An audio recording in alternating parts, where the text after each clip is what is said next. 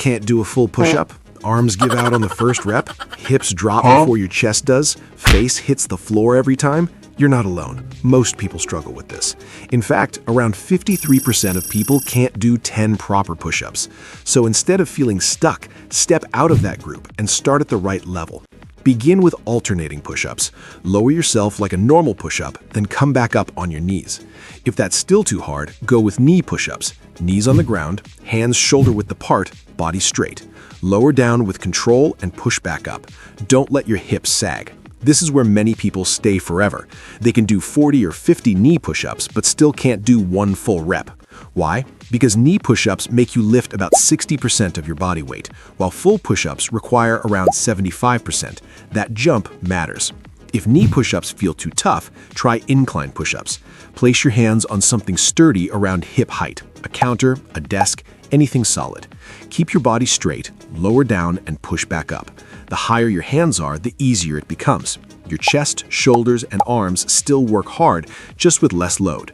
If that's still challenging, raise the surface to chest height. Same movement, less pressure. And if everything else feels impossible, start with wall push-ups. Stand facing a wall, hands at shoulder height, lean in, then push yourself back. It might look easy, and you might feel tempted to skip it. Don't. Many people think wall push-ups don't count until they try 3 sets of 30 or 50 and feel the burn. If every other level beats you up, this is your starting point. Here's how to train. Pick the level where you can do 8 to 10 clean reps with good form, not the level you wish you were at, but the one you can actually control. Do 3 sets of 8 to 10 reps 2 or 3 times a week, not every day. Muscles grow when you recover, not while you're training. Once you can hit 3 sets of 12 clean reps, move up one level. For most people, it takes about 6 to 8 weeks to go from wall push-ups to full push-ups with consistency. Some take longer, and that's fine. Every level exists for a reason.